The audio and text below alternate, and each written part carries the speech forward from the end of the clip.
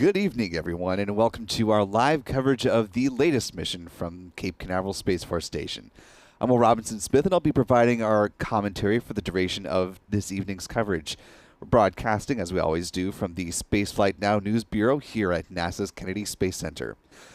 I'm joined this evening by Stephen Young, who's running the technical aspects of our show, and Adam Bernstein, who's out in the field manning our tracking cameras. In the center of your screen, you're taking a look at a SpaceX Falcon 9 rocket at the heart of Space Launch Complex 40, otherwise known as Slick 40. In just about 1 hour, SpaceX will attempt to launch the Starlink Group 6-17 mission. This will be the 20th dedicated mission launching SpaceX's upgraded Starlink V2 mini satellites. Currently, SpaceX is targeting a T0 liftoff time of 10:47 p.m. Eastern. For our viewers joining from around the world, that's 0247 UTC on September 20th. If you'd like to help support our coverage of the space program, there's a quick and easy way to do that.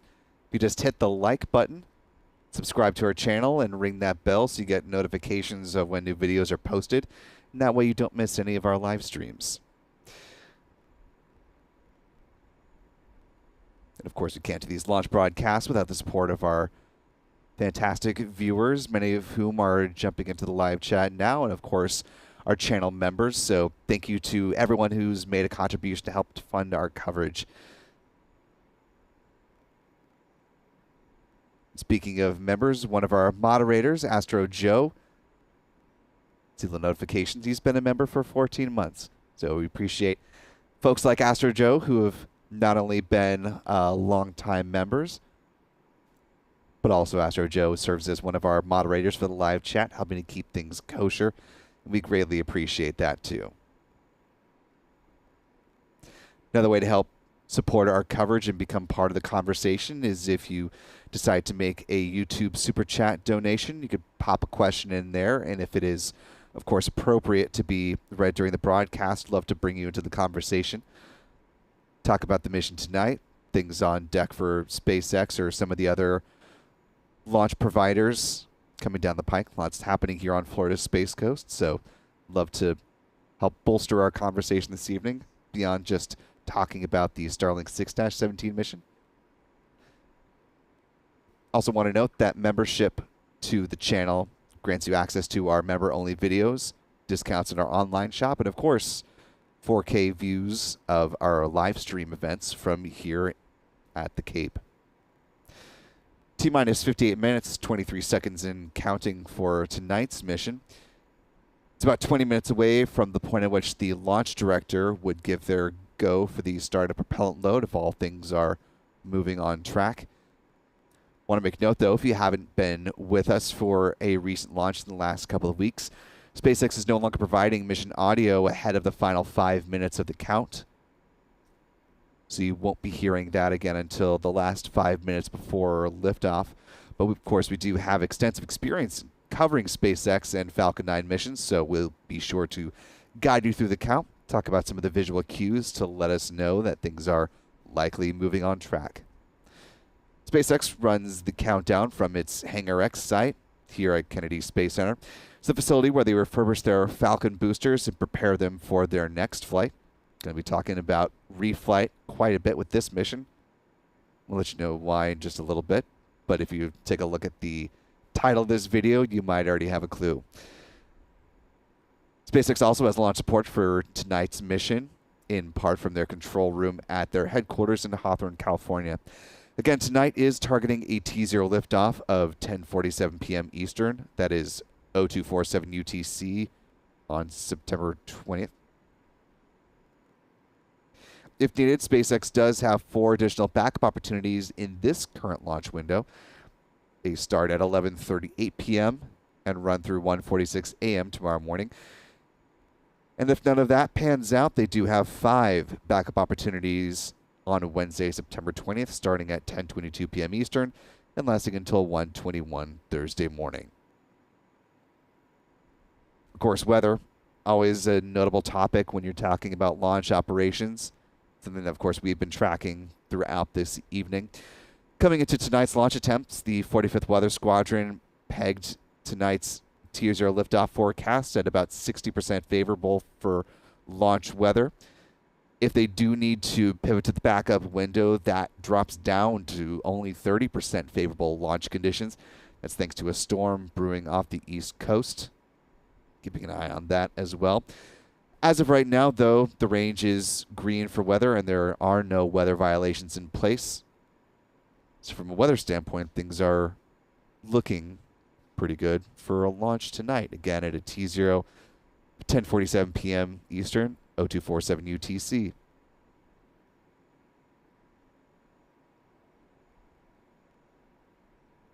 Mentioned members just a moment ago. Want to thank Harold Blatt for joining our channel at the pad leader level. Thanks for supporting our coverage, Harold.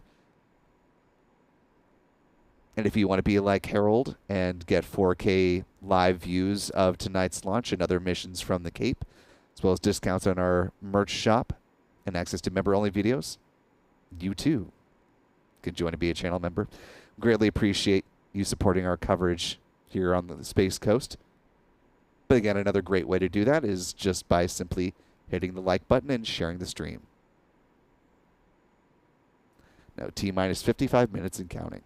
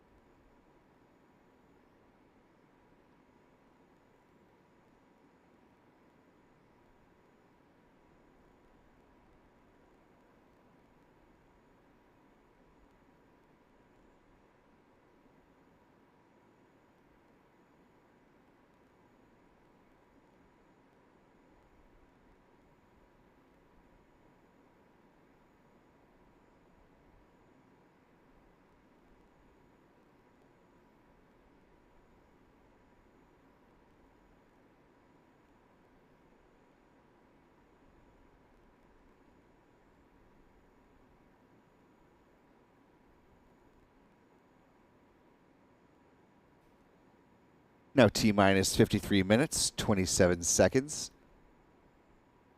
As things continue to trend toward, again, the start of propellant load coming up in now less than 20 minutes. So let's go ahead and talk about tonight's countdown and what we can expect. Again, as a reminder, SpaceX not providing mission audio, but this is a good way to think about some of the markers that we're looking for ahead of tonight's liftoff.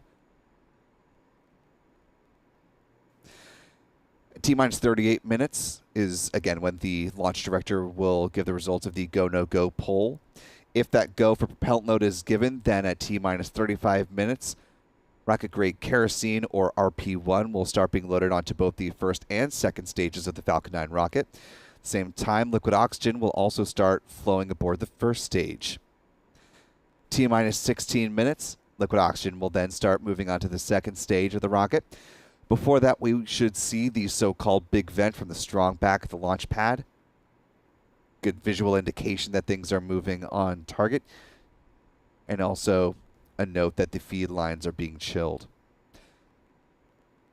T-minus 7 minutes, the chill down of the 9 Merlin engines will begin. It involves flowing a small amount of liquid oxygen through the plumbing and the turbo pumps.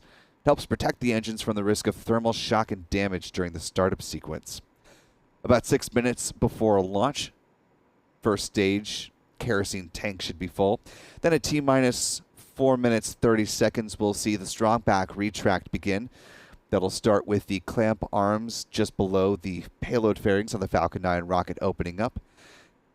Then the strong back will retract about 1.5 degrees away from the Falcon 9 rocket and will stay in that position until liftoff. At that time, it will pull back in a much more rapid fashion as the Falcon 9 clears the pad. At about 2 minutes to liftoff, liquid oxygen should be fully loaded onto the vehicle, at which point the Falcon 9 will be fueled with 1 million pounds of propellant. Then in the final 60 seconds, control of the countdown will be handed over from the ground sequencer to the Falcon 9's onboard flight computers. The propellant tanks will be brought up to flight pressure. Final 45, launch director will give their go for liftoff. Then the engine ignition command will be issued at T-minus 3 seconds. And of course, if all 9 Merlin engines are healthy and ignite, the flight computer will give the command and the hold down clamps to release the Falcon 9 for liftoff. And of course, T0, which is coming up in just over 50 minutes, 30 seconds away from now.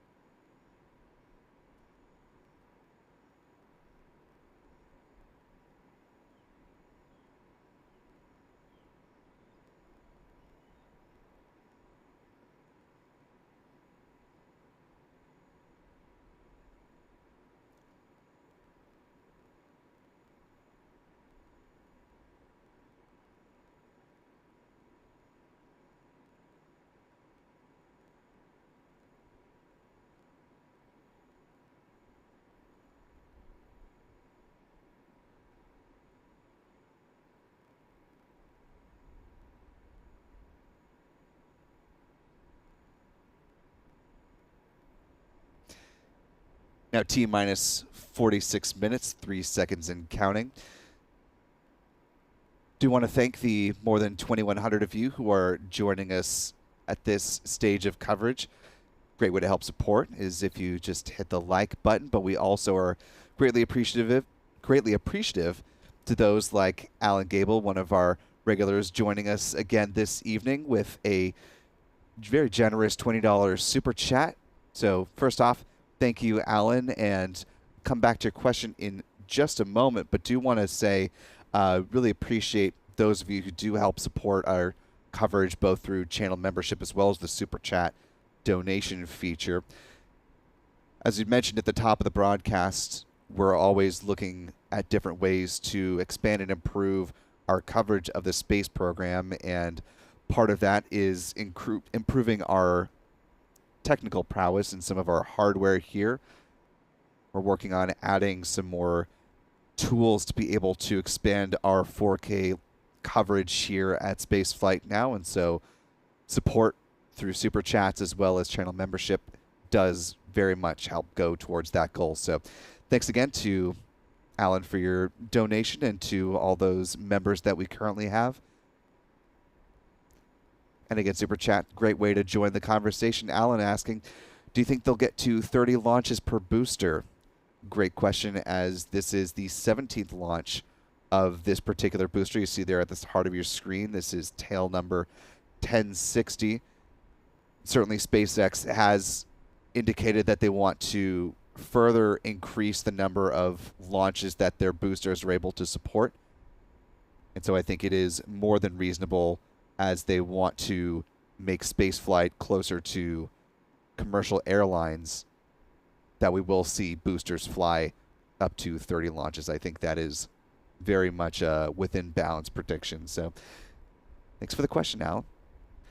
And speaking of this booster, want to take a moment to talk about where this mission will fall in the line of missions for SpaceX. Let's take a peek at the mission stats for tonight. As we are now T-minus 43 minutes, 38 seconds. After launch, again, this will mark the 17th flight of this particular Falcon 9 booster, tail number 1060. It comes out just ahead of the other booster it's tied with right now as the launch leaders. That's booster 1058. Both of them currently have 16 flights. This one happened to beat it to number 70. Number 17, I should say. This will be the 256th Falcon 9 launch to date.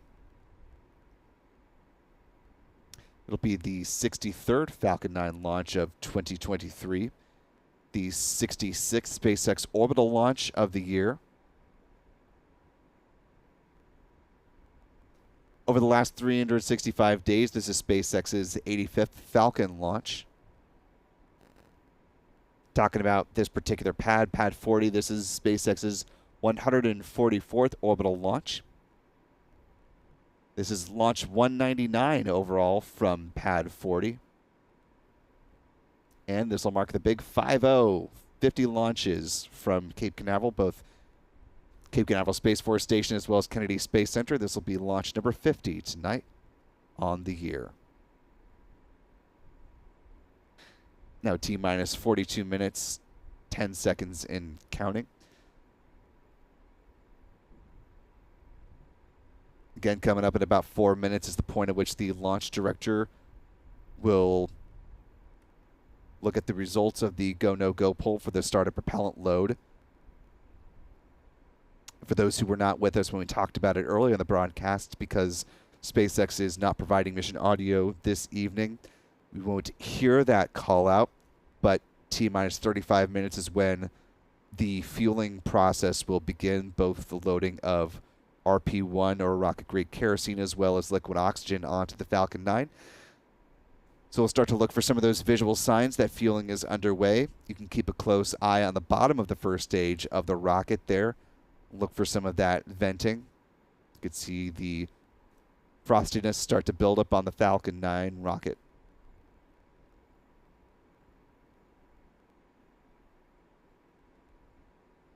And as we continue to get through the fueling process, of course, Right about T minus 20 minutes to liftoff is when we'll see the so-called big vent from the strong back.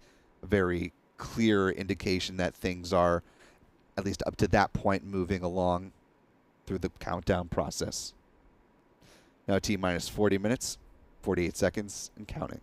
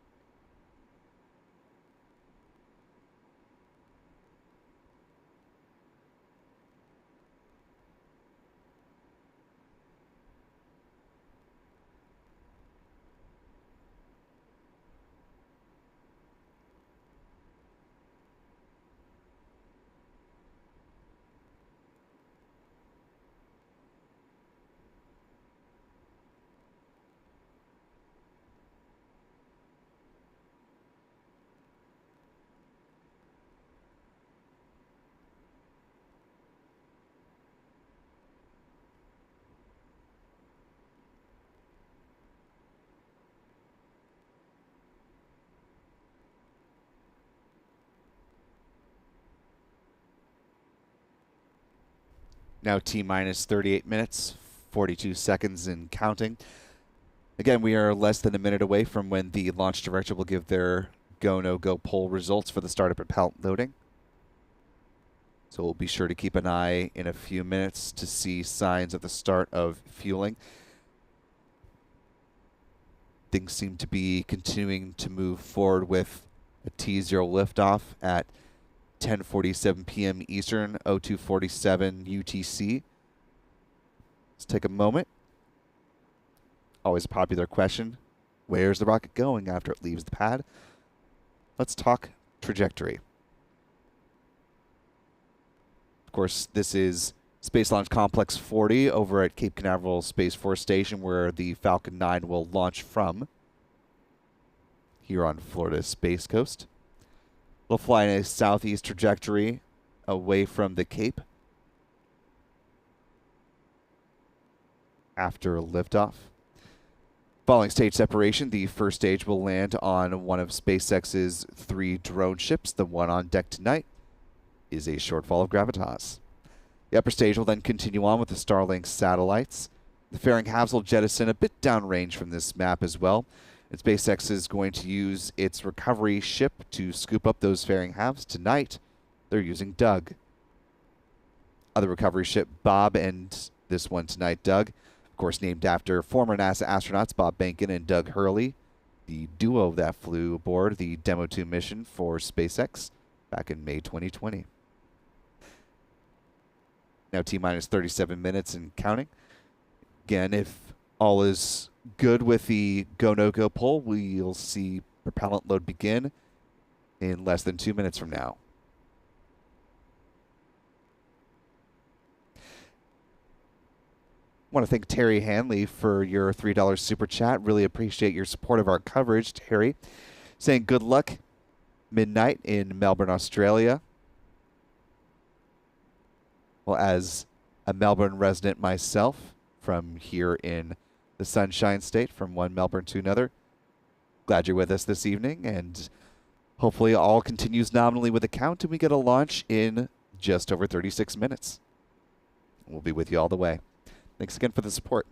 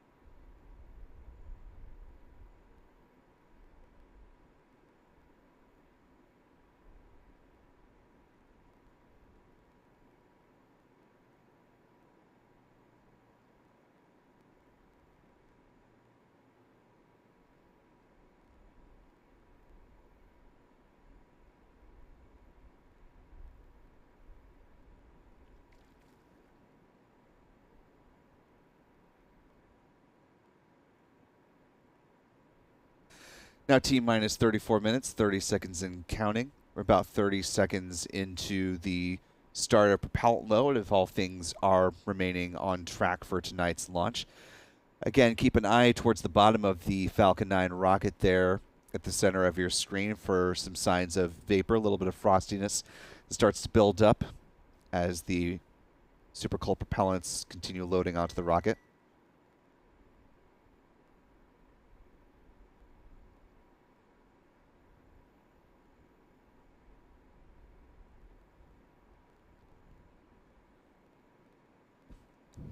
Of course, our view is a little obscured tonight as it was during the last launch because of some construction happening out at Pad 40.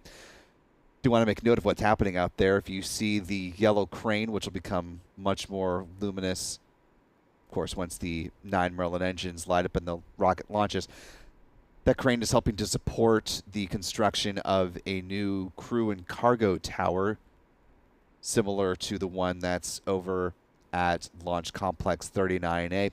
It'll give NASA and SpaceX redundant capabilities to launch astronauts as well as cargo Dragon missions up to the International Space Station once complete. You see at the bottom of the screen, just above the tree line and next to the crane and the rocket, you see the first section of the tower that was moved there not too long ago. Should be about 4 or 5 tower sections, so we'll continue to track the progress and the process of that tower. Here's another vantage point where you can see the tower a little bit more clearly. It is just, you see where the strong back is supporting the Falcon 9 rocket. If you look down near the bottom of that and just move your eyes left just beyond that first lightning tower, it is the bright gray object there at the bottom of your screen. So again, that will be a cargo and crew access tower to replicate the services offered at Launch Complex 39A, allowing for a greater variety of missions to allow to be taking place at both of SpaceX's pads here in Florida. Important since they are getting quite busy these days to have those redundant capabilities. Of course, over at 39A, we'll have a Falcon Heavy launch, which is being readied right now. NASA's Psyche mission to a mineral-rich asteroid coming up no earlier than the morning of October 5th. So that's right around the corner, another big one for both NASA as well as SpaceX.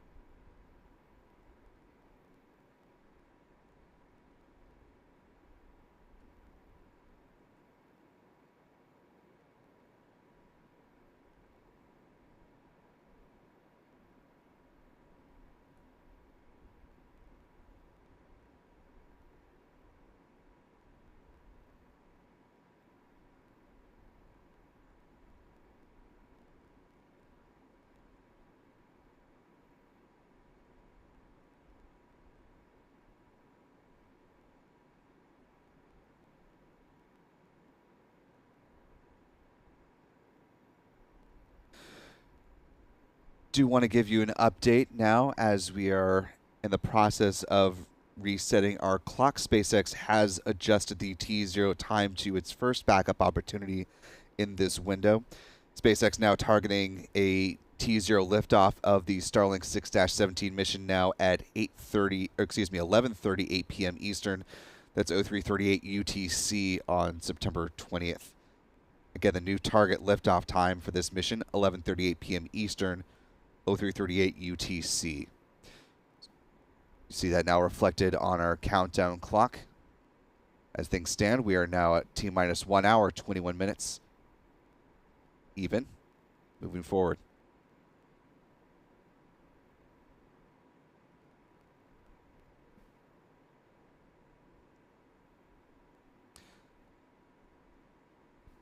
As we thank you for your patience with this new adjusted time. Do you want to take a peek at our chat? Thank a couple of folks that have supported us through the YouTube Super Chat feature.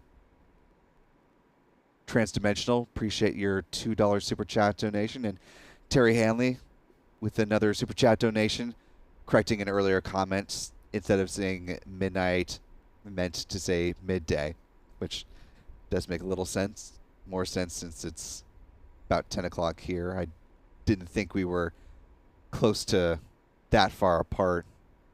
A 24-hour difference, so 12 hours makes more sense. Appreciate the correction and appreciate the support.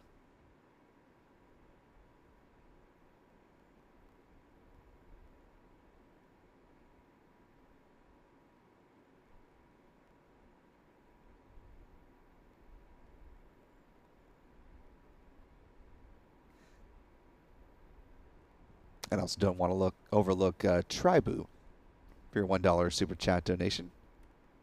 Appreciate the support from everyone.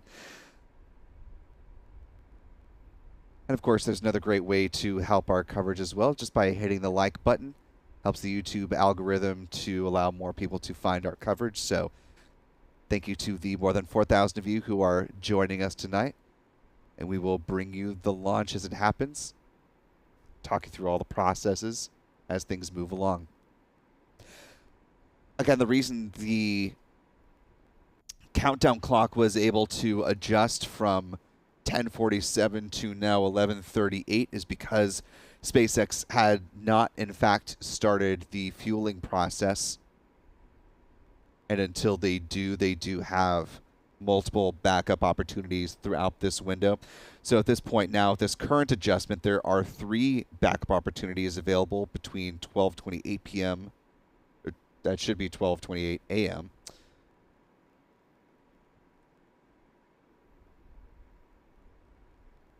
and 1:46 a.m. tomorrow.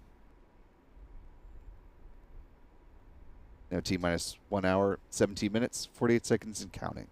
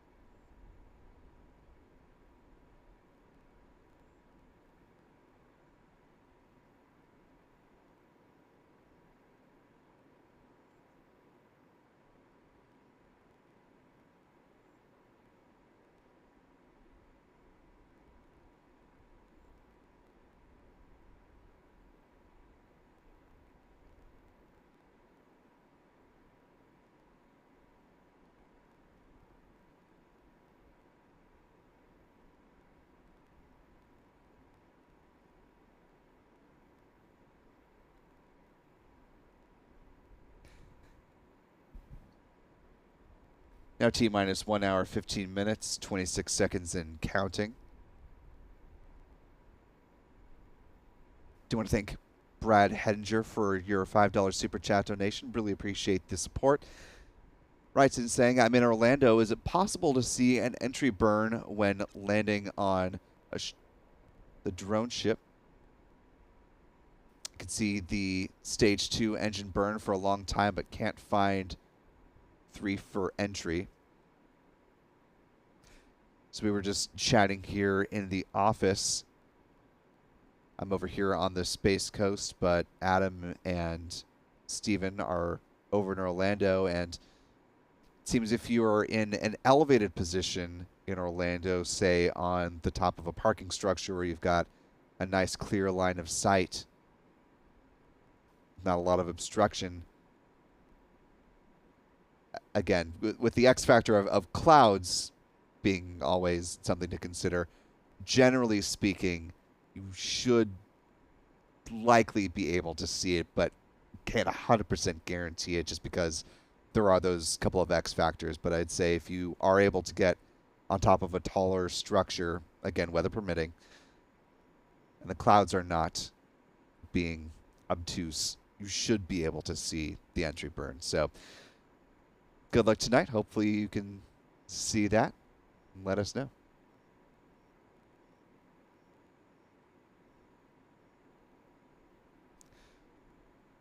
We can see it from here at the press site, which is about 600 or so kilometers away from where the entry burn happens. So being just a little bit farther inland in Central Florida, in the grand scheme of things, doesn't make the greatest difference. So again, if you can get yourself elevated, you certainly have a shot. Now T-minus 1 hour, 13 minutes, 20 seconds and counting.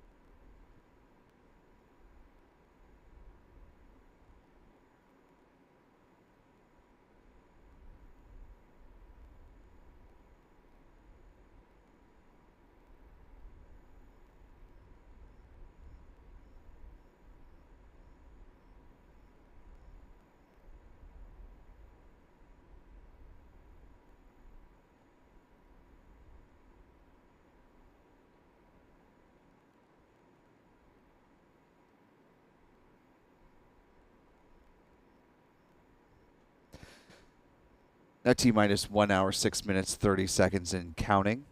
For those of you who may have just joined us recently, expecting to see a launch in, about 17 or so minutes. SpaceX has adjusted the T0 liftoff time, again now targeting 11:38 p.m. Eastern here, 03:38 UTC. Hence the adjustment of our countdown clock. Of course, we'll continue to track the updates as we learn them, pass them along to you.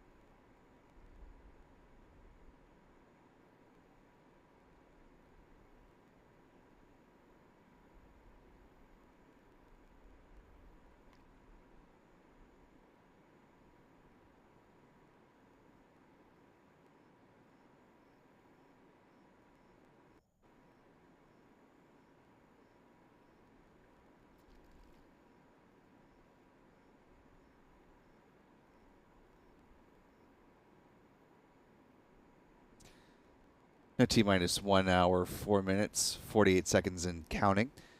Talked a little bit about the mission milestones for the Starlink 6-17 mission set to launch this evening, again targeting the new T0 liftoff time of 11:38 p.m. Eastern, 03:38 UTC, just about an hour, 4.5 minutes from now. Want to present a slightly different way to look at SpaceX's litany of flights. Seeing it represented in bar graph form here from when they started flying back in 2010.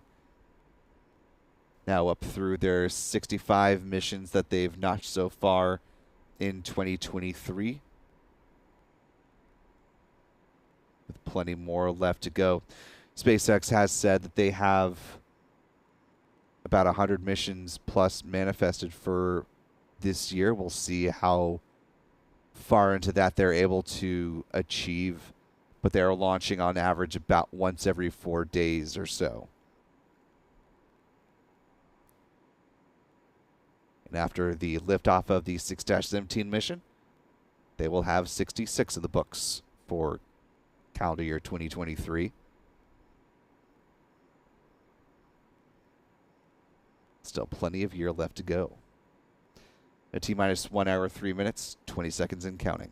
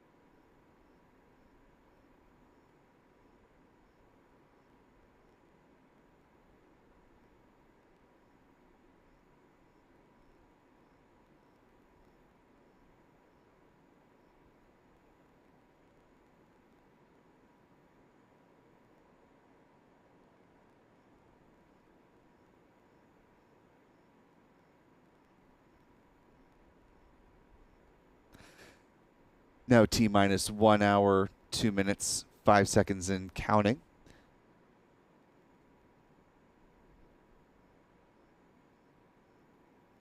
SpaceX continues towards its new T0 liftoff time at 11:38 p.m. Eastern. Do you want to take a quick peek over at the live chat and thank those of you who are helping to support our coverage through YouTube Super Chats. So thank you to Kellen526 for your $5 Super Chat. And can't quite tell if that's a corgi or a fox with a thumbs up in the kimono, but it's adorable either way, and appreciate the support tonight. Hopefully SpaceX is able to launch in just a little bit over an hour from now. Keep you posted as things continue to progress. Do want to note, though, as if they do hold off on propellant loading, they do have additional updates, or updated launch opportunities that they can pivot to. Again, the next one after this current one that they're targeting. Right now they're targeting 11:38 p.m. Next opportunity is 12:28 a.m. Eastern. They have 3 starting from that point, 1 in the middle, and then 1 more at 1:46 a.m. Eastern.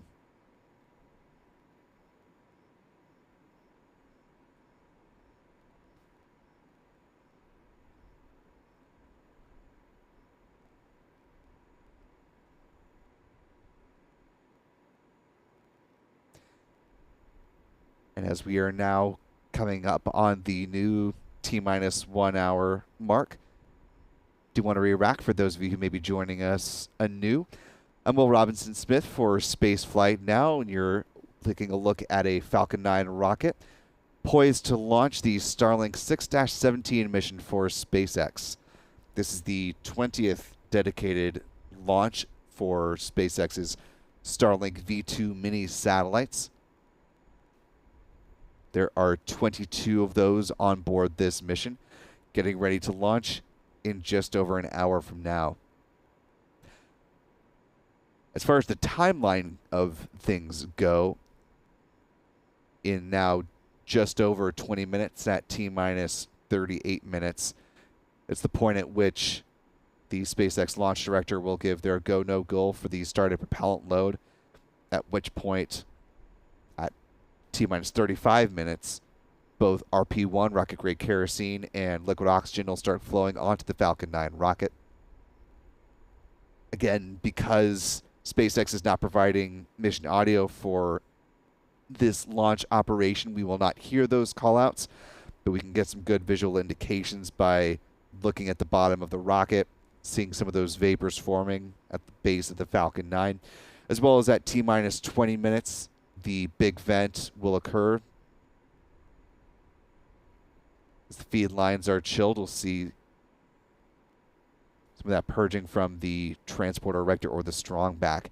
Again, that happens at about T-minus 20 minutes or so. But as long as SpaceX has not started propellant loading, they do have 3 additional backup opportunities left in this launch window. Fingers crossed they won't need to pivot to those, but they are available.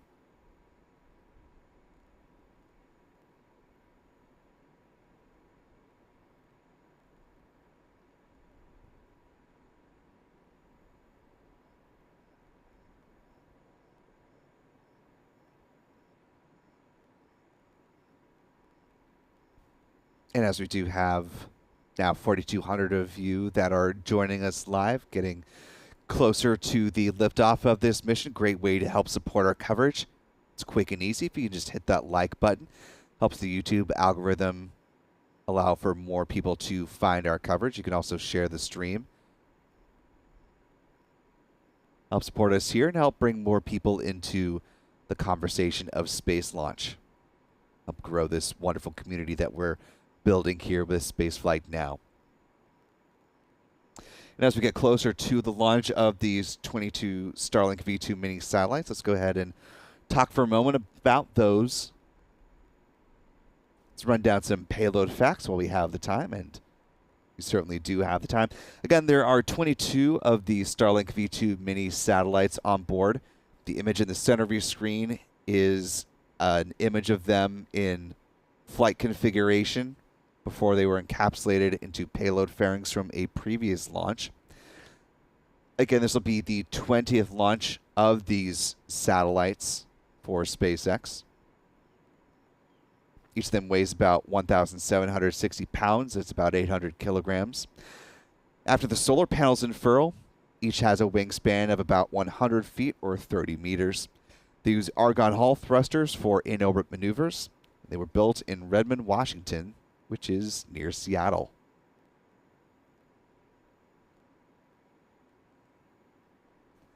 T-minus 56 minutes, 25 seconds and counting.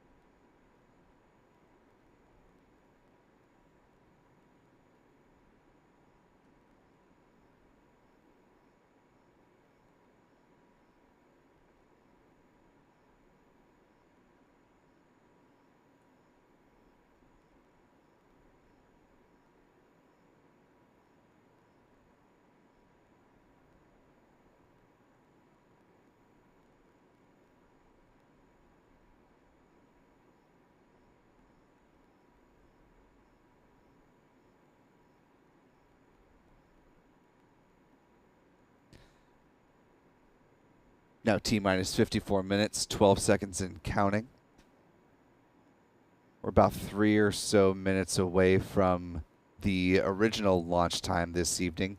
Again, SpaceX has punted to its first backup opportunity, targeting a T0 liftoff at 11:38 p.m., 03:38 UTC.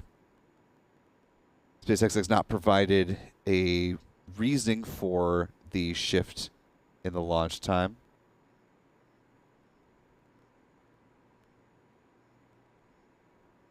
But we are keeping an eye on the rocket and the procedures out here, looking for the start of fueling.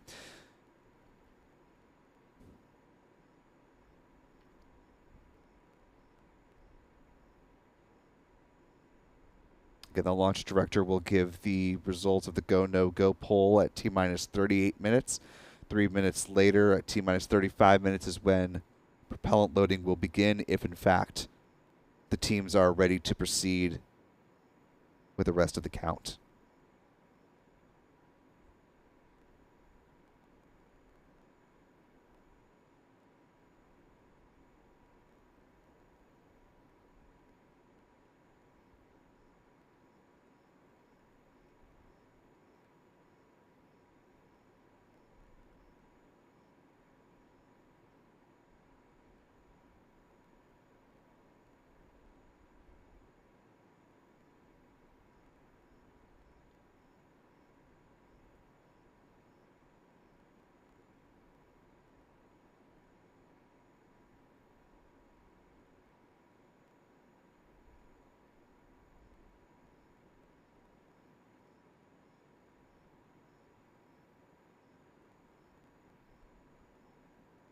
Now T-minus 52 minutes, 9 seconds and counting.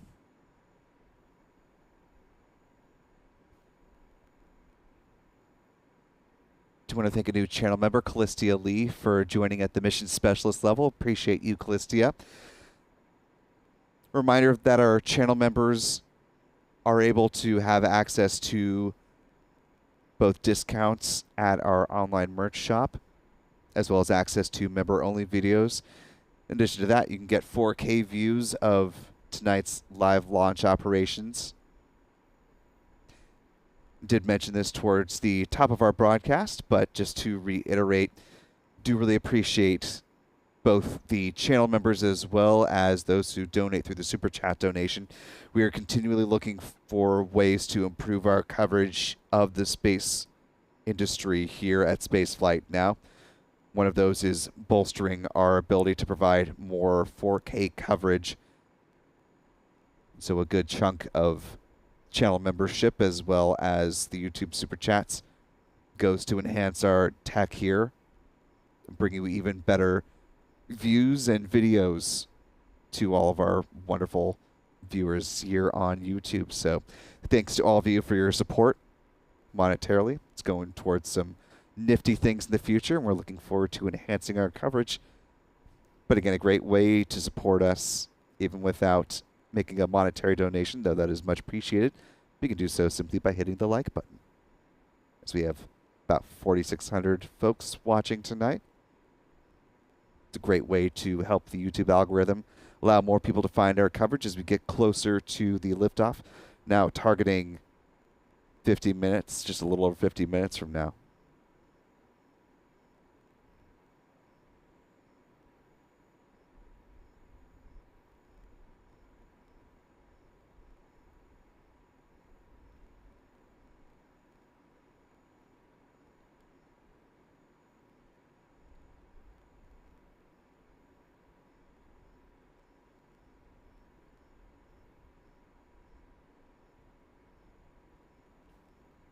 Now T-minus 49 minutes, 46 seconds and counting. We're just about 11 or so minutes away from when the launch director would give the results of the go, no-go poll for the startup propellant load.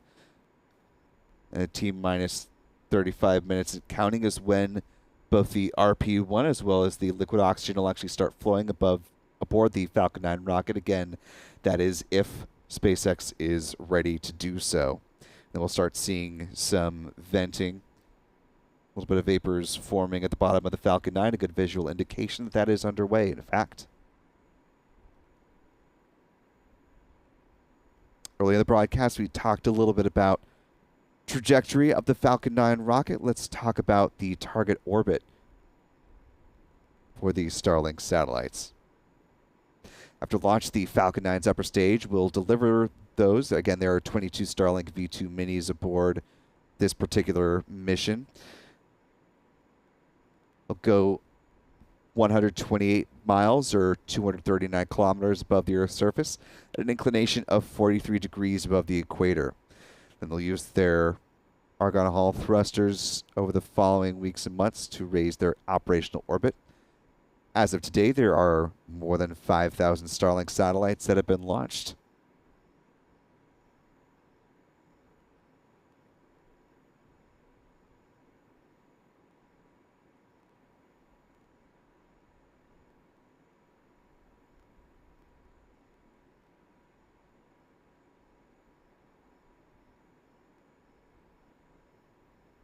And we always appreciate the support of our channel members and those donating through the Super Chat feature. So want to thank Sarah Elliott for your $5 Super Chat donation with a cute hippo, marking the first super sticker from Sarah Elliott. So thank you for supporting our coverage. Again, Super Chat is a great way to engage with us here. If you have a question or a comment that you'd like us to include in our show here, love to bring more people into the coverage. Again, just making sure that it is appropriate for broadcast and to be able to be a part of the conversation, but love to engage with folks in the chat. That's a great way to do it. Now T-minus 47 minutes, 16 seconds and counting.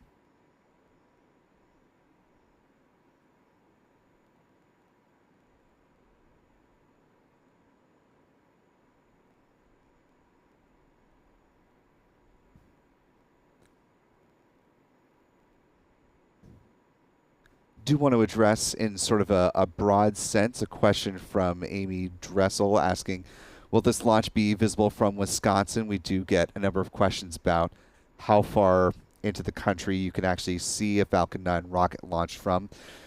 Tonight's mission will be heading in a southeast trajectory, so really the best viewing is going to be from Central Florida on south, possibly some views up in the northern end of the state, possibly Georgia, but I would say not really much farther than that, unfortunately. But fortunately for you and for all those who are not here in the Sunshine State, that is why we're here, to both bring you the views and help make us all a little bit smarter about launch operations, what SpaceX is doing, as well as other folks that launch from the Cape. Just had a mission with United Launch Alliance earlier this month, and they're looking to launch their Atlas V coming up in the next few weeks. That'll be the first couple of satellites, prototype satellites for Amazon's internet constellation called Project Kuiper.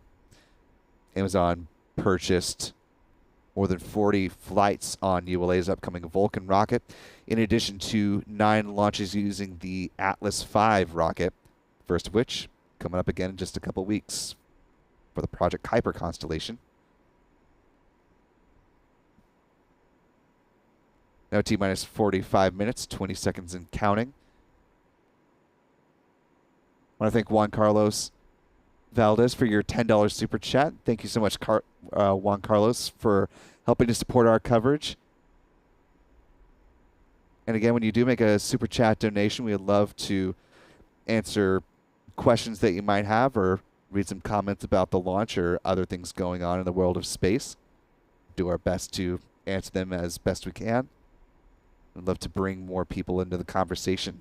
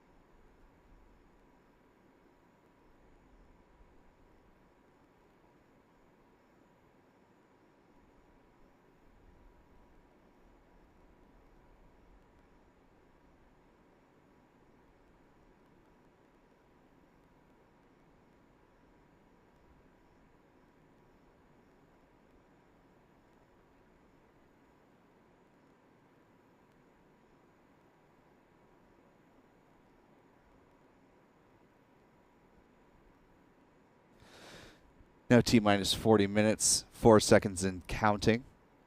We're just about a couple minutes away from when the SpaceX launch director would give the results of the go-no-go for the start of propellant load. Again, that is if SpaceX is continuing to target a T0 liftoff at 11:38 p.m., which at this point, all indications are that that is their intent tonight.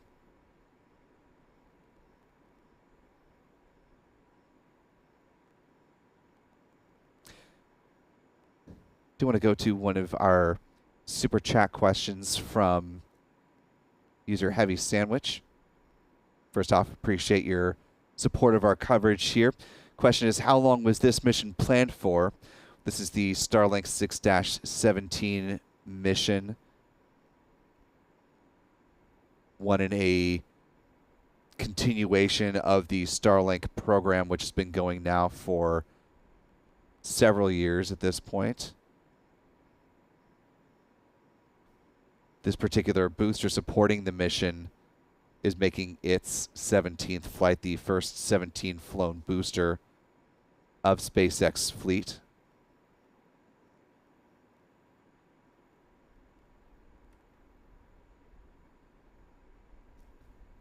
Well, we don't have an exact timeline for the manufacturing of these particular suite of Starlink V2 mini satellites. Again, more than 5,000 have been launched so far over the course of the last several years. So this is an ongoing rolling program as SpaceX gets ready to ramp up to its version 2 satellites.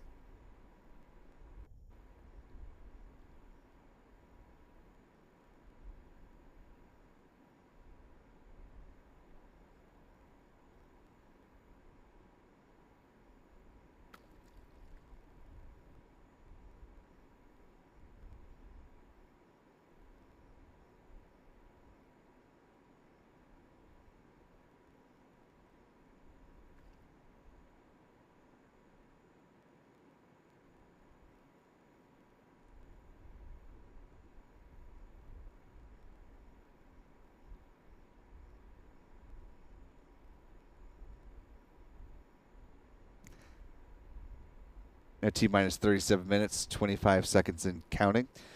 Again, if the launch director has given the go for the start of propellant load, that will begin in just over 2 minutes from now at T-minus 35 minutes.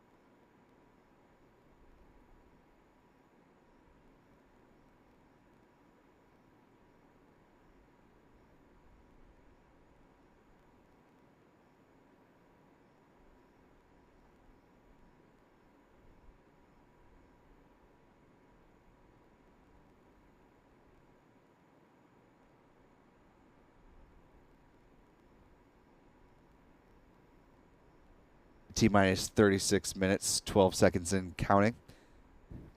Do appreciate this tracking view being brought to us by Chuck Briggs, so we'll be keeping an eye on that tracking camera during the launch. Again, still targeting a T0 liftoff at 11:38 p.m. as of right now.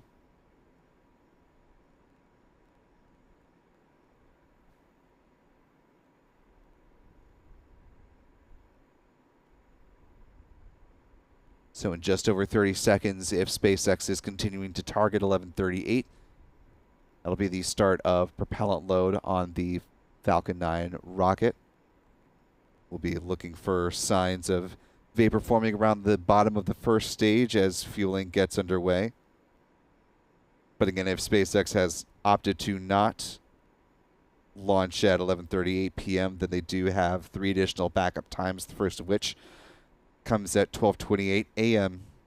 Eastern, 04:28 UTC on September 20th.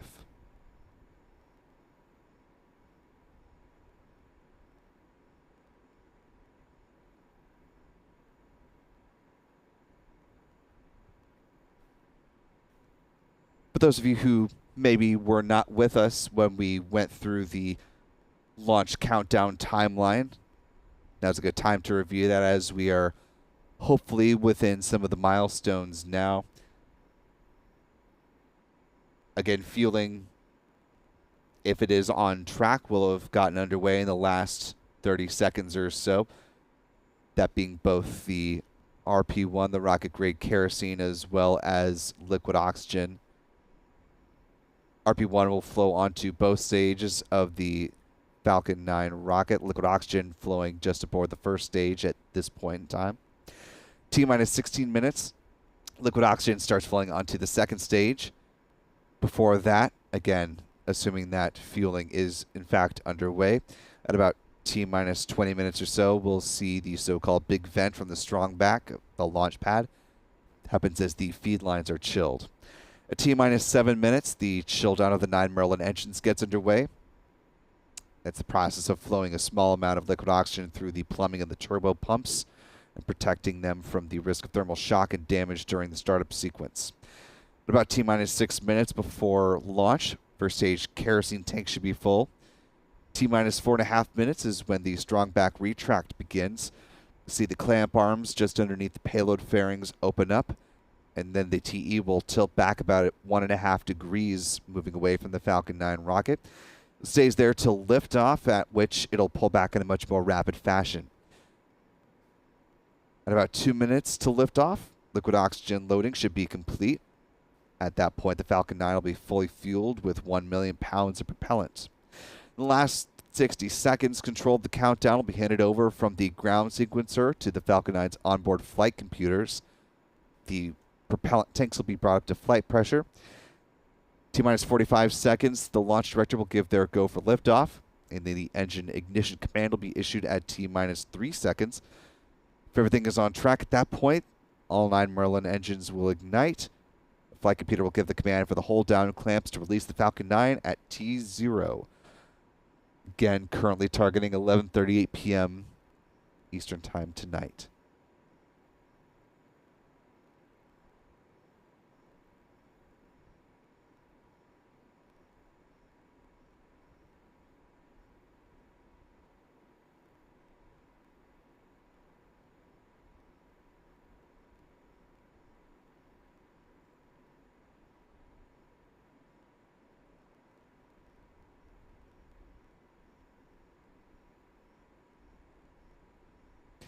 At T-minus 31 minutes, 55 seconds and counting.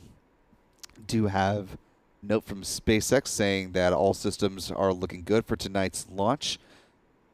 Weather has improved to 90% favorable for liftoff, so a good indication that fueling is in fact underway this time, which means SpaceX is committing to that T0 liftoff time at 11:38 p.m. Eastern. Again, that is 03:38 UTC for our viewers around the world.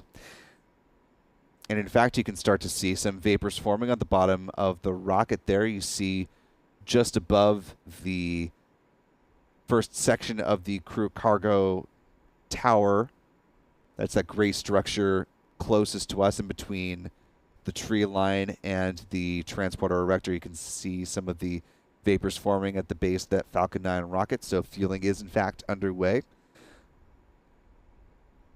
Hopefully all will remain moving forward in a nominal fashion as we enter the last 30 minutes before liftoff.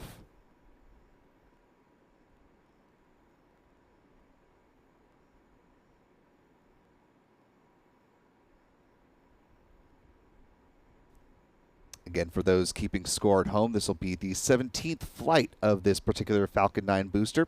Tail number 1060, becoming the flight leader tonight in SpaceX's fleet. It is at present tied with booster 1058, both of them having notched 16 mission flights earlier this summer. 1060 pulling ahead by 1 tonight.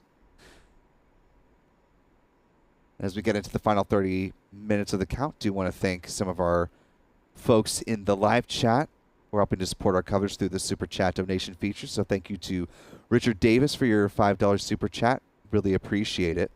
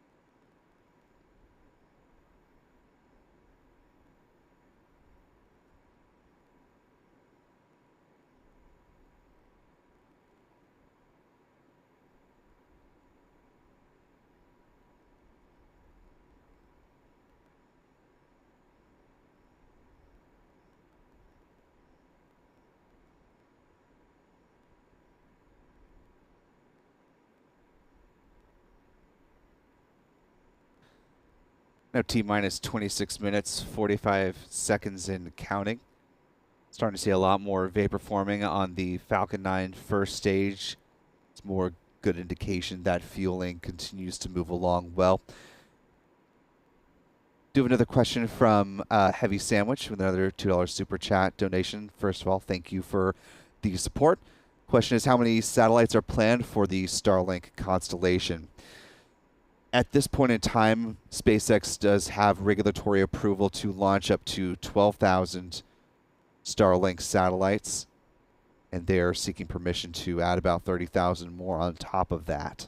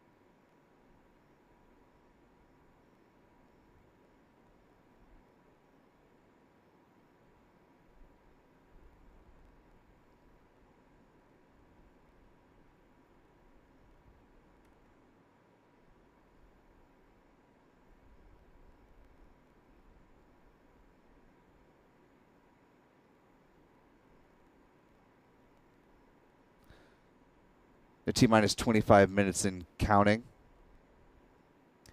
Cryogenic helium now being loaded onto the storage tanks on the second stage. It's also been flowing into the first stage for about 5 minutes or so. The helium is important because it's used to pressurize the main propellant tanks during flight.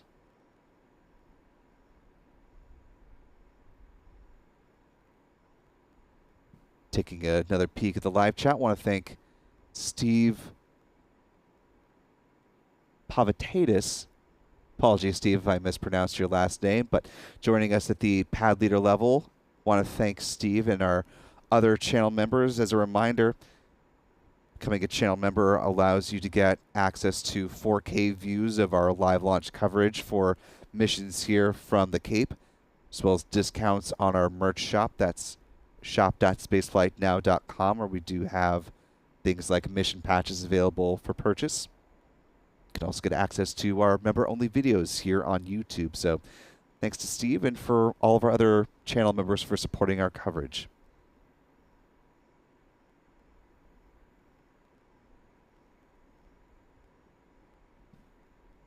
Also appreciative of the support from those who donate through the YouTube Super Chat feature, like Bill Dance making a $10 donation. Really appreciate that.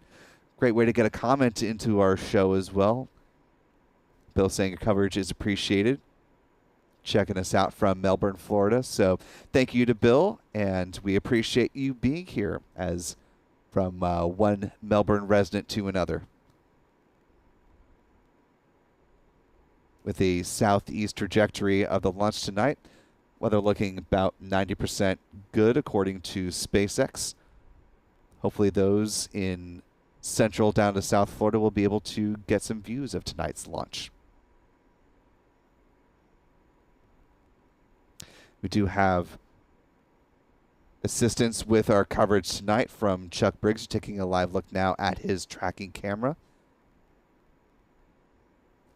Also going to be helping provide some excellent views, in addition to our own Adam Bernstein, who is out here with us at KSC tracking tonight's launch. Now just 22.5 minutes away. In a couple minutes, we should be seeing the so-called big vent from the strong back, another good visual indication that fueling is proceeding nominally. Again, if you are just joining us or have joined recently, just a programming note. Reason we're not hearing some of those call-outs from SpaceX is because SpaceX is not providing mission audio for its launch operations until about the last 5 or so minutes before flight. Just want to make a quick note of that. Now T-minus 21 minutes, 47 seconds and counting.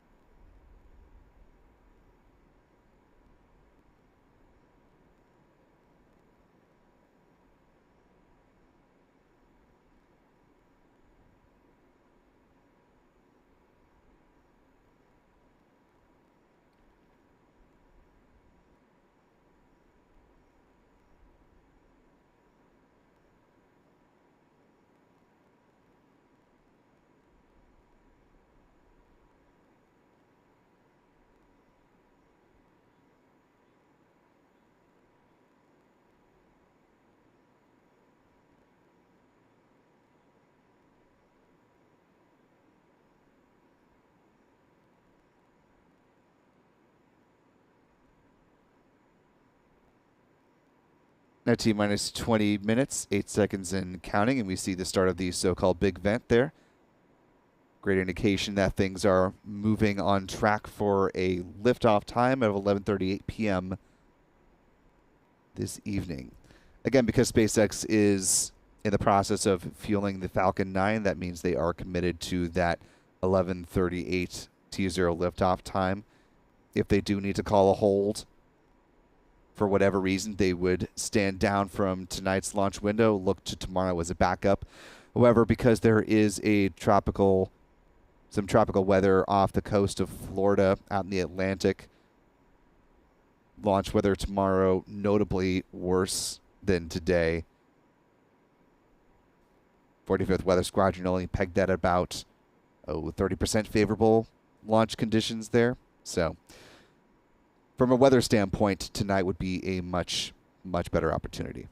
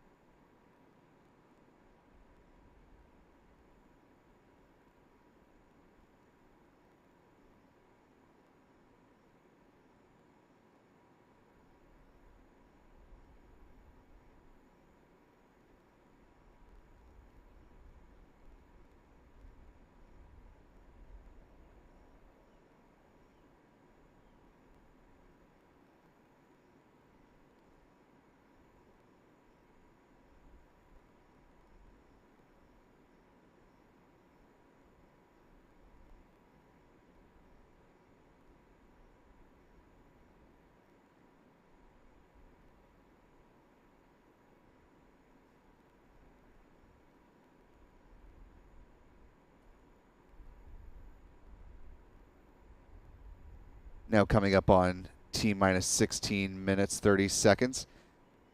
In about 30 seconds or so, liquid oxygen will start flowing onto the second stage of the Falcon 9 rocket. We did see the start, the duration, and the conclusion of the big vent. So things are continuing to proceed well with the fueling of the Falcon 9 rocket. As I did mention, there have been more than 5,000 Starlink satellites that have been launched to date.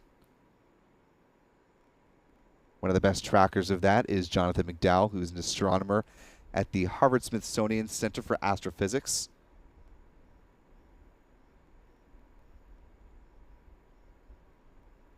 He's also an astronomer who works on the Chandra Observatory. By his count, there have been 5,113 Starlink satellites that have launched to date. Again, not counting the 22 that are on tap to launch tonight.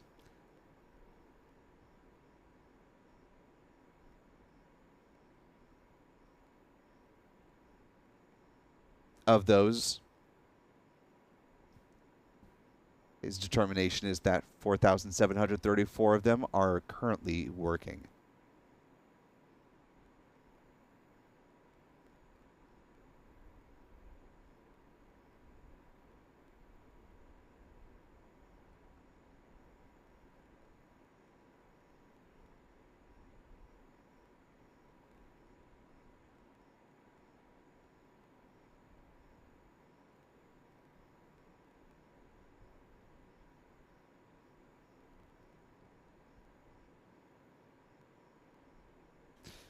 T-minus 14 minutes, 35 seconds and counting.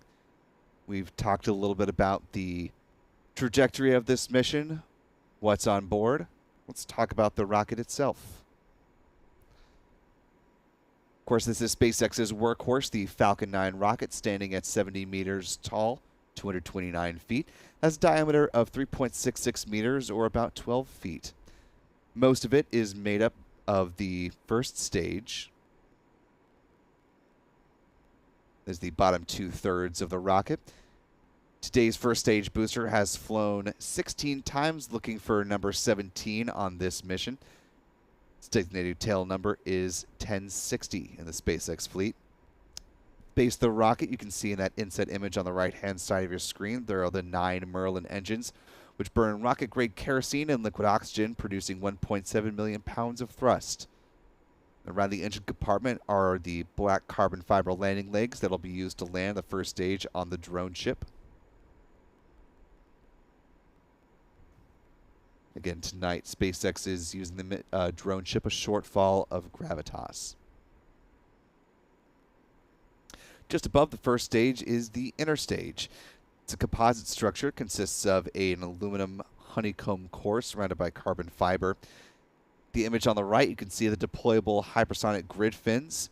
These are titanium winglets that help provide stability and steering for the Falcon 9 as it falls back through the atmosphere like a dart towards that drone ship.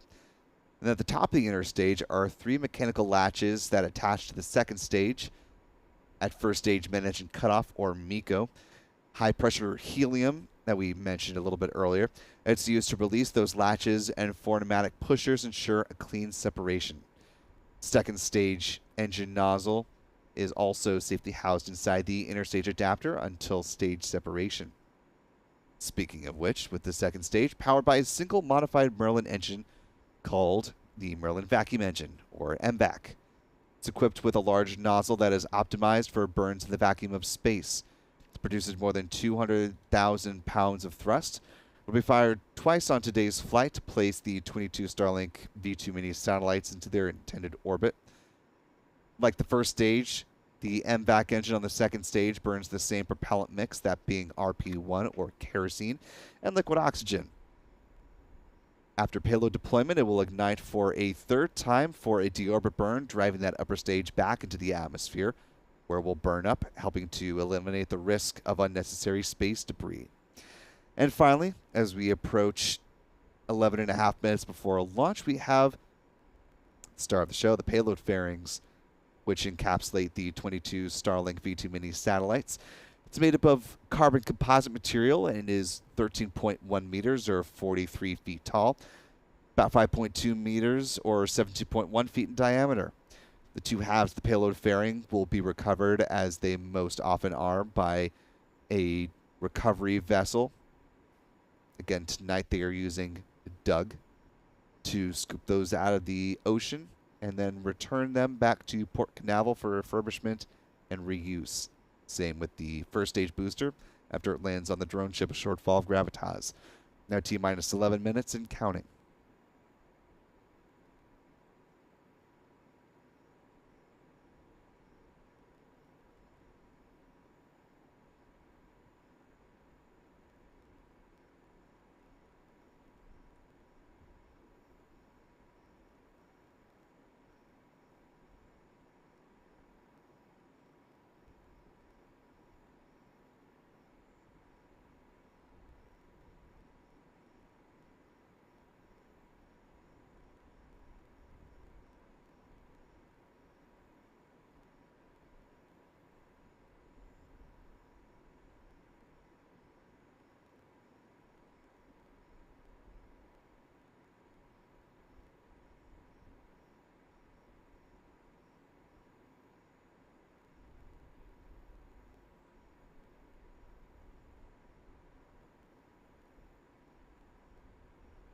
Now T-minus 10 minutes and counting. Taking a look at our live chat here. I have a $10 super chat donation from Natalie Namid. Thank you so much, Natalie, for supporting our coverage. She says, it's always good to see boosters getting reused. Sustainability is something that the space industry should be striving towards.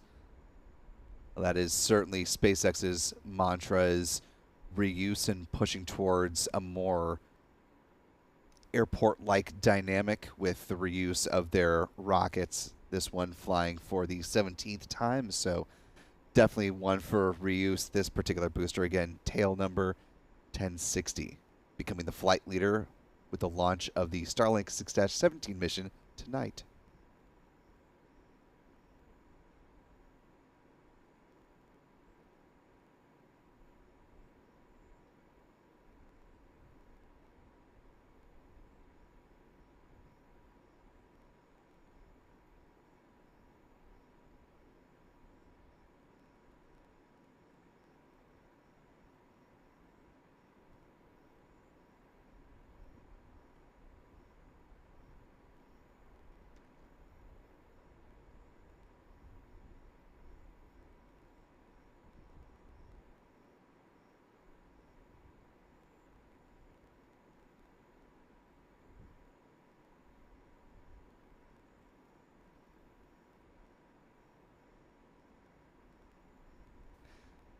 T-minus 8 minutes, 20 seconds and counting. Did mention this is a record-breaking flight for this particular booster, tail number 1060. So let's blitz through the flight history while we have some time before its launch. Its first mission was back on June 30th, 2020, launching a GPS-3 satellite. Its next couple of launches were for the Starlink constellation, as is this current one. Those coming up on September 3rd as well as October 24th, both of 2020. It would next fly on January 8th, 2021, launching the Turksat 5A communications satellite. The next three missions, Starlink L18, Starlink L22, and Starlink L24, again for the Starlink constellation, on February 4th, March 24th, and April 29th. The next mission was Transporter 2 on June 30th, 2021. This is one of SpaceX's rideshare operations. It then went on a tear of Starlink missions. Starlink 4-3 on December 2nd, 2021. It was the last launch for this for this booster of that year. And on January 19th, 2022, Starlink 4-6, Starlink 4-9 on March 3rd, Starlink 4-14 on April 21st, and Starlink 4-19 on June 17th. It then launched a pair of communication satellites, Galaxy 33, 34, back on October 8th. That was its last mission of 2022. And then coming into this year, it launched another rideshare mission, Transporter 6, on January 3rd. And with its most recent flight, Starlink 5-15, it became tied with booster tail number 1058 as the two flight leaders, both with 16 missions under their belt. Now booster 1060 about to pull into the lead of that race with its 17th flight tonight.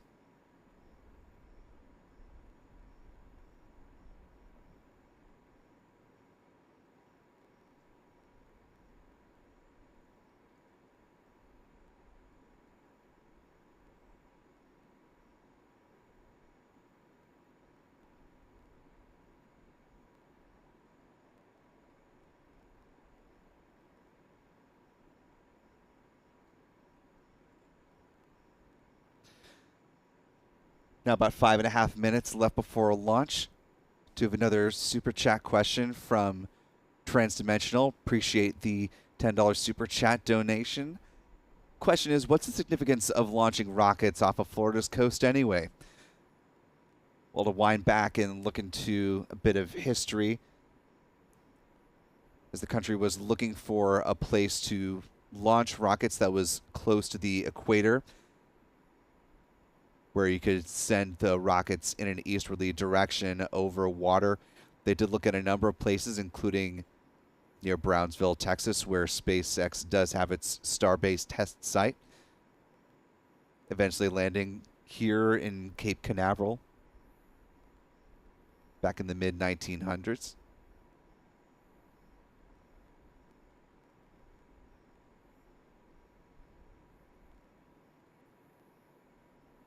And we've seen quite a bit of history since then. As mentioned earlier in the broadcast, this will be the 199th orbital launch from this particular pad, Slick 40, Space Launch Complex 40, over at Cape Canaveral Space Force Station. RP1 load is complete. Strongback retract has started. And you hear the call-outs now from SpaceX as they are starting to provide the mission audio. Strongback retract has begun.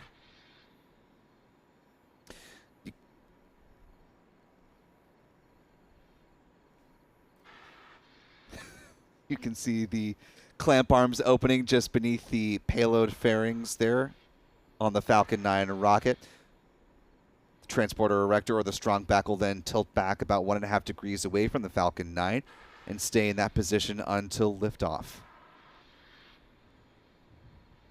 At that point, it will lean back much more rapidly, clearing the way for the Falcon 9 to leap off the pad. Now T-minus 3.5 minutes before liftoff.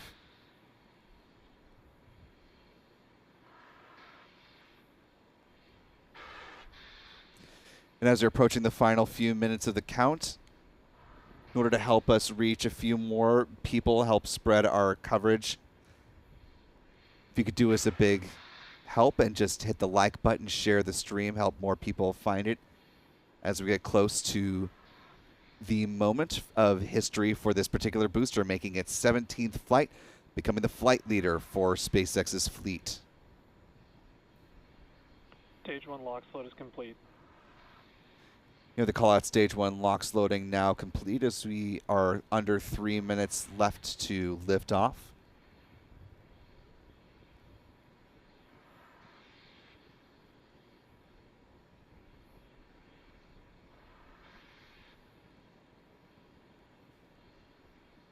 Now T-minus 2 minutes 30 seconds and counting.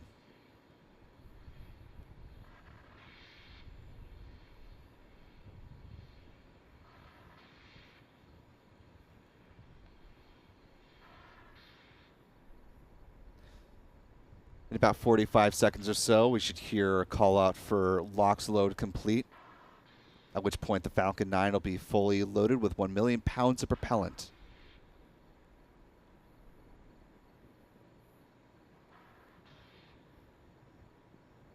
Now less than 2 minutes.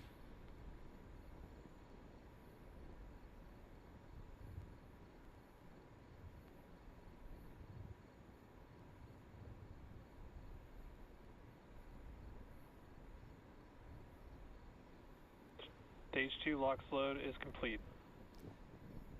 And we hear that call out, stage 2 LOX load incomplete. Falcon 9 fully fueled. We're seeing some of that venting now, the launch pad, as SpaceX is purging the Strongback propellant lines prior to launch. Now T-minus 1 minute, 20 seconds. Ground gas closeouts. As we approach the final minute of the count. Again, at T-minus 1 minute, the Falcon 9's flight computers will take control. Stage 1 and 2 will pressurize for flight. The onboard computer will perform checks of the first stage engine steering system. Things continue to move on track for an on-time launch of the Falcon 9 rocket at 11:38 p.m. Eastern, 03:38 UTC. Now 50 seconds left in the count. Falcon 9 is in startup. Coming up next, we should hear the call out that Falcon 9 is cleared to launch.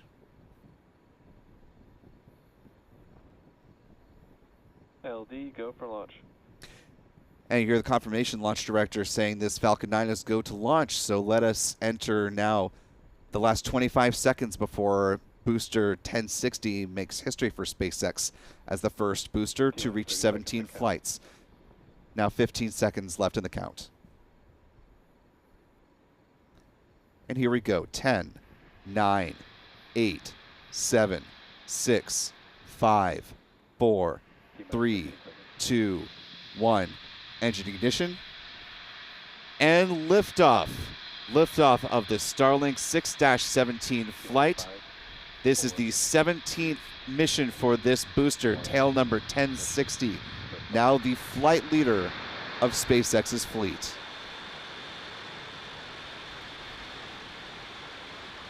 Falcon 9 has cleared the tower, pitching down range, climbing away from Cape Canaveral, heading southeast. Let's listen to the roar of those 9 Merlin engines, now 30 seconds into flight. Stage 1 propulsion is nominal.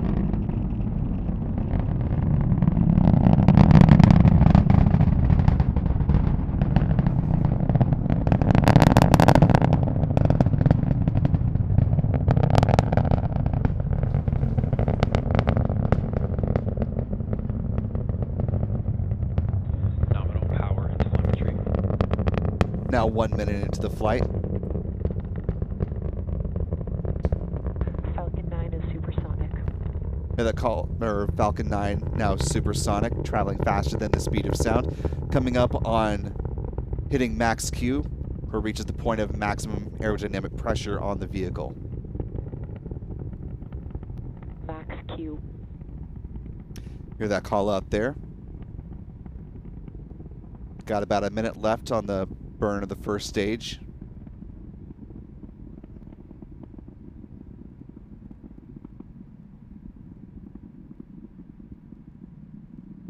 Falcon 9 rocket now traveling faster than 2,600 kilometers per hour. Impact shell has started. Nominal trajectory. Rocket moving along a nominal trajectory at an altitude of about 26 kilometers.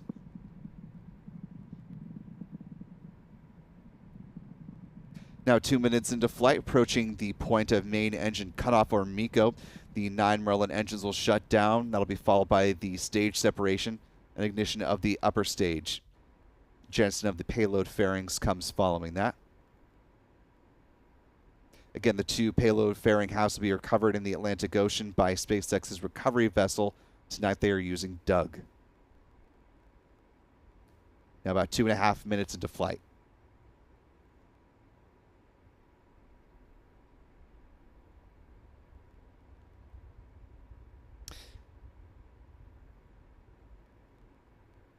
Main engine cut off. Stage separation confirmed. And you see on your screen and the call up for stage separation. Back ignition.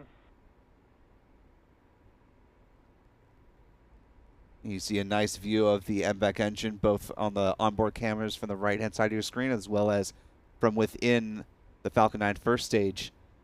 As you see the hypersonic grid fins now deploying, preparing to slow down the Falcon 9 rocket and guide it toward the drone ship. A short fall of gravitas out in the Atlantic, about 600 or so kilometers away from our position here. Fairing separation confirmed. And you see now those 22 Starlink V2 mini satellites exposed to the vacuum of space for the first time.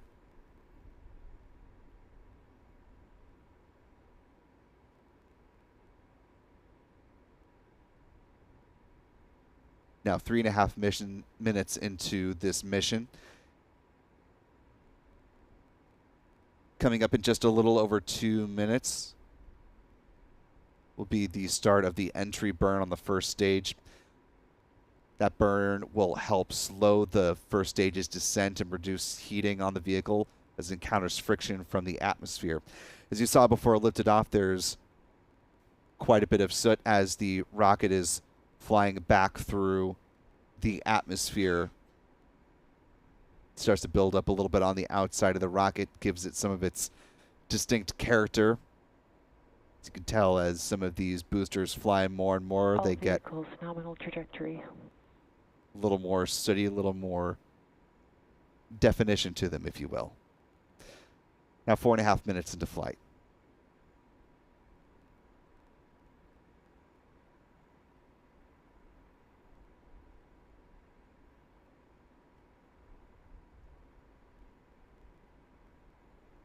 Now 4 minutes, 46 seconds into this flight. Booster has reached apogee, is starting to make its descent now. You can see that on the left-hand side of your screen. That altitude meter now starting to plummet.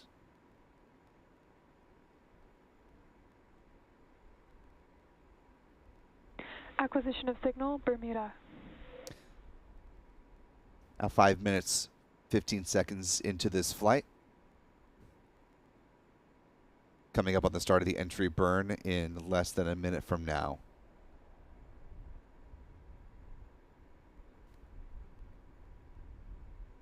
Start of that entry burn coming at T plus 6 minutes, 10 seconds. Seeing views of the first stage booster on the left-hand side of your screen. On the right, that is the Merlin vacuum engine continuing to power the second stage.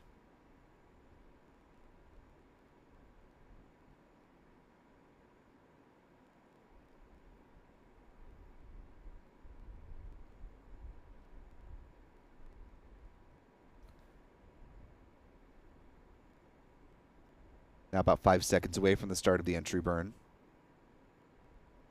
Again, our countdown clock is in real time. What you see at the bottom of your screen is SpaceX's clock on a bit of a delay. So that's why there's about a 10, 11 second discrepancy. Stage 1 FTS is saved. And you see that on your screen, the start of the entry burn. This will last about 22 seconds on this burn.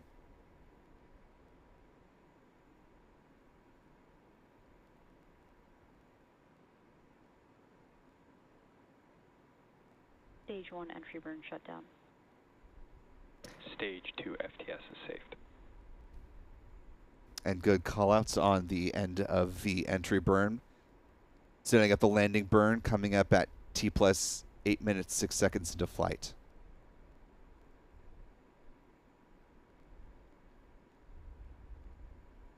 Again, we saw the liftoff of Falcon 9 first stage booster 1060 for the 17th time.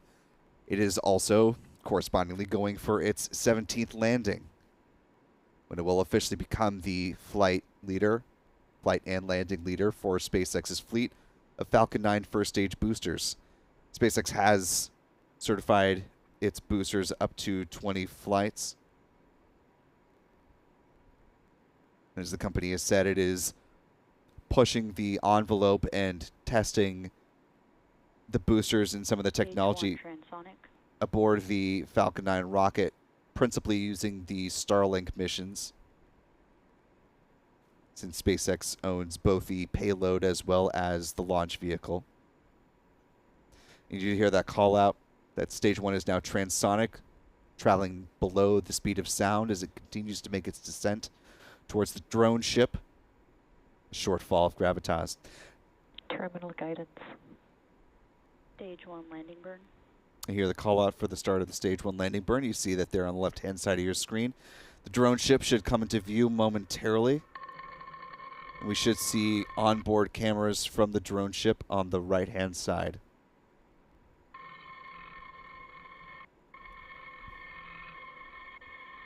Landing leg deploy. You see the landing legs are deployed. Stage 1 landing confirmed. And a great touchdown of booster 1060, having made its 17th trip up to and back from space.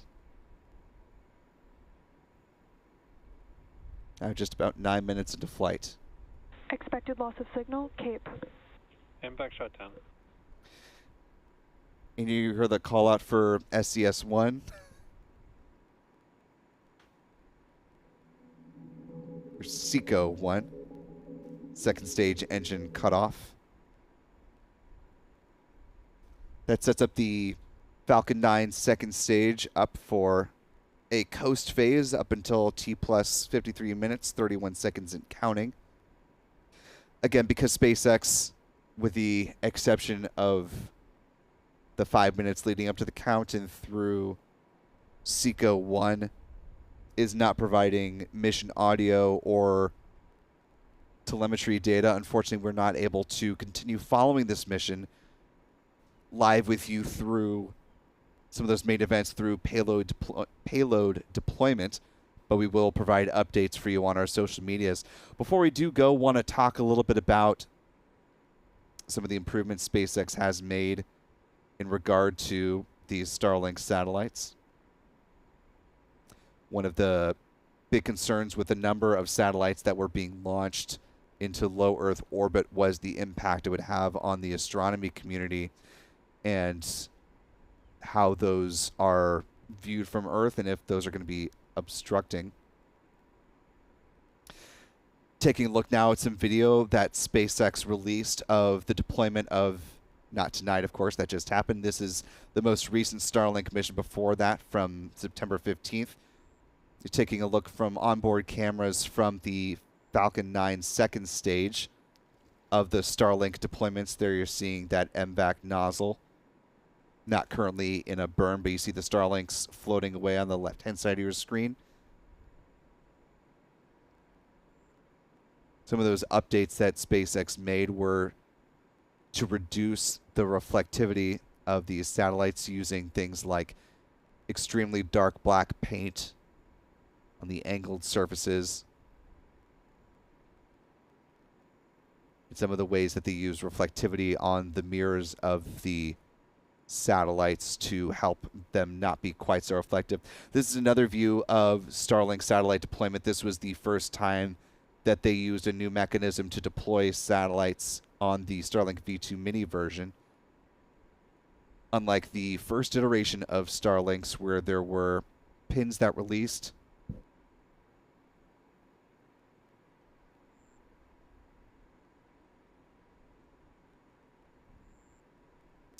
the updated version, Starlink V2 minis use one singular boom mechanism and release the Starlinks as one collective unit. They then drift apart as they reach their correct orbital position and fan out their own solar panels to prepare for operational use. Again, there have been more than 5,100 Starlink satellites that have been deployed, including the batch that just launched moments ago.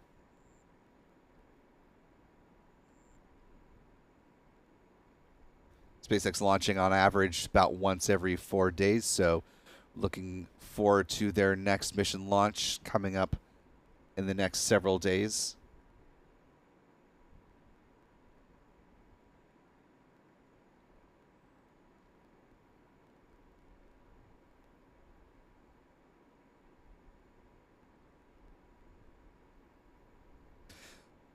Before we go, though, do want to talk a little bit about where this mission happens to fall in SpaceX's roster of launches so far. Taking one last look back at the mission stats now that the Starlink 6-17 mission is officially in the books. Now 13 minutes, 16 seconds into its flight. This was the 17th flight of a Falcon 9 booster, tail number 1060, now becoming the launch leader for SpaceX. The 256th Falcon 9 launch to date. This was the 63rd Falcon 9 launch of 2023. The 66th SpaceX orbital launch of this year. Over the last 365 days, this was the 85th Falcon 9 launch. 144th for SpaceX from Pad 40 overall. 199th orbital launch from Pad 40 Cape Canaveral Space Force Station. Very, very close to the big 200. And this was the 50th orbital launch from Cape Canaveral in 2023. Again, we ended this last year, 2022, with 61 orbital launches from a combination of Cape Canaveral as well as NASA's Kennedy Space Center. Very likely going to break that in the next, oh gosh, probably month and a half or so if things continue on pace.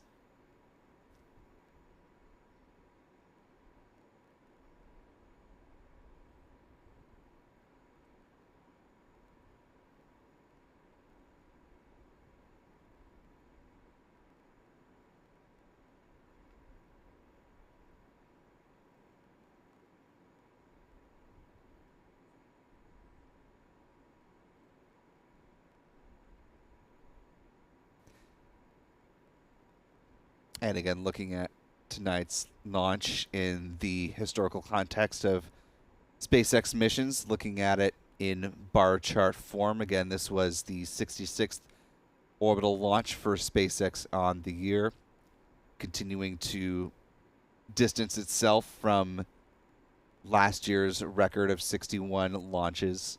So a good trajectory for SpaceX, increasing their launch cadence.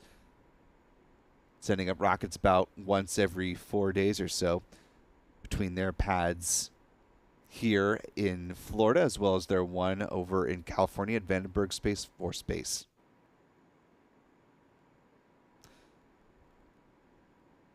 SpaceX's other pad here in Florida, here at NASA's Kennedy Space Center. You're taking a look right now at the empty launch site, but over here at Launch Complex 39A, SpaceX and NASA are busy readying this launch site for a Falcon Heavy launch and a daylight launch at that. So good viewing opportunity for those wanting to travel to Florida's Space Coast, see a rocket launch in person.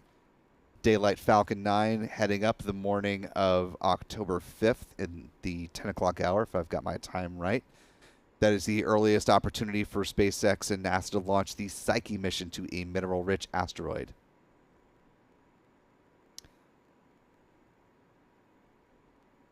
Again, the next mission here we're expecting in the next several days or so. This is SpaceX's workhorse pad, Slick 40. Over the course of the next 30 or so minutes, the transporter erector will be brought back up to its full upright and locked position. It's part of SpaceX's relatively newer procedure on turning around this pad for reuse in a more rapid fashion.